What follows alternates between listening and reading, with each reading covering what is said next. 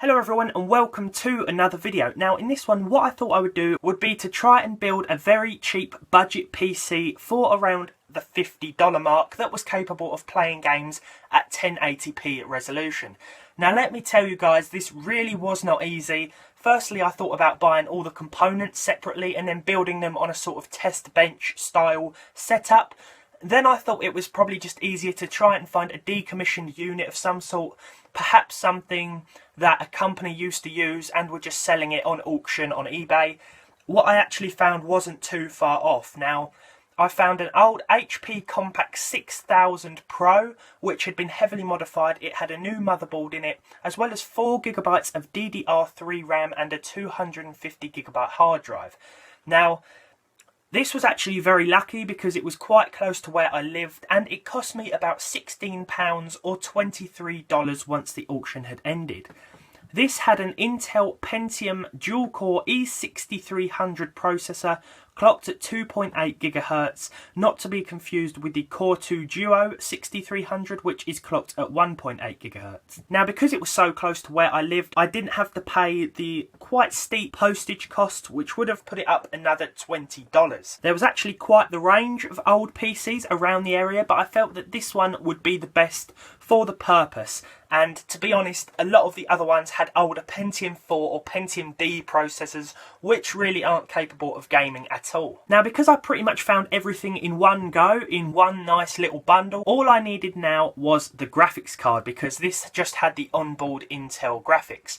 So again, I got onto the internet and I searched everywhere for something that would be nice and powerful, but at the same time very cheap. So obviously I was looking for something that had come out quite a few years ago. Now, after seeing about 1,000,9800 GTs for sale for ridiculously cheap prices at about $10–15, I found a bit of a diamond in the rough in the form of a GTX 560 Ti. This was actually the overclocked DirectCU edition, and it has 1GB of GDDR5 memory with a requirement of 500 watts. And this actually presented the first problem. Now, the 560 Ti requires a 500 watt power supply, and I'm pretty sure the 560 Ti overclocked edition, which is the one I found, requires 550 watts. Now, luckily, the PSU was a 600 watt power supply, but I was panicking for about 5 to 10 minutes whether or not I should hook this thing up to it, because it was ancient, crusty, and it pretty much looked like it was about to give out at any second. Nevertheless, at risk of blowing my house up and causing a massive fire, I hooked this thing up anyway after sweating a whole bucket load out, and just thought, you know, I'm going to try this. If I start to hear a crackle or anything sounds like it's about to go wrong or go boom, I'm going to launch this old PC out my window. Luckily, it didn't come to that, and the PC powered on just fine into the pre-installed Windows 7 operating system. So with the system fired up, it was time to install and play some games. And to be honest guys, going into this I had no idea what to expect. But I have to say that I wasn't really all that disappointed, and I would call this overall venture a success. So let's get into some of the gaming results. Crysis 3 ran at low with an average of 31 frames per second. This was actually the worst performer of all the games, but that's to be expected when you're running or trying to run a game like Crysis, which is very graphically demanding. Now, although this did run at 31 frames per second on average, I wouldn't really call this a playable experience, as I did incur some stutter, which made the frames drop to about 22 to 23 frames per second in areas with long grass. And if you know Crysis 3, you know that the game is pretty much covered in long grass. Grand Theft Auto 5 with normal settings ran at about 33 frames per second with not too much hiccuping or stuttering or anything like that, and I would generally call it a playable experience, even when I was in busy areas like downtown and places where there was a lot of traffic and a lot of gunfire and stuff like that. If you crank the settings up to high, I think it pretty much rendered the game unplayable with about 28 frames per second and some drops in other areas as well. So overall, I'm going to have to say GTA 5 was best played with the normal settings preset.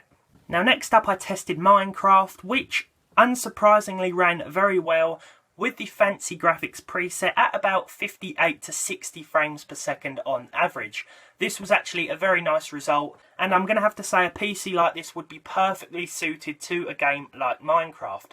So last but not least, I tested the Elder Scrolls Skyrim, which ran on ultra settings with 34 frames per second on average. I turned everything down to high to give it a bit more oomph, and we were actually able to achieve about 48 frames per second, but nothing that rendered the game unplayable, and in fact it was a generally smooth experience. So, should you buy a system used on eBay that you can pick up for about $50? Now, I don't see a reason why not. To be honest, I think that there are some real bargains out there. Obviously, if you buy a system like this, you're not expecting 60 frames per second constant with the highest or ultra settings, and I know that none of you are silly enough to imagine that that is achievable. Having said that, when you can save $300 to play Minecraft for $50, or Skyrim for $50, I don't think you should pass up the opportunity. I think it's always a good idea to be cautious when buying online, especially used components. I would also recommend, if you're buying off somewhere else, like the free ads, something like that, that you make sure you see it working before you take it away. Don't just let them hand it to you when you get out of your car.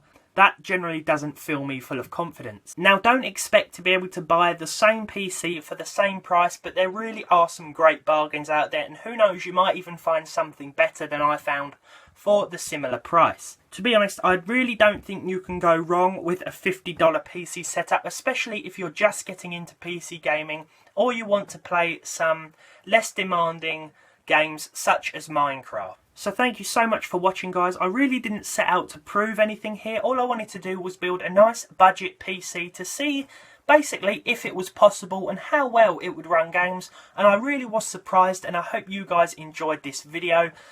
If you're looking to build a PC like this one, you're looking for a budget system that can do a bit of light gaming and is perfect for office and schoolwork and stuff like that, then get online, look for a bargain, but make sure you do your research first and make sure you're buying from someone who's quite reputable and knows what they're talking about. So thank you all so much. Please leave a comment down below because I like to read through and get back to all of you, and I will hopefully see you all soon.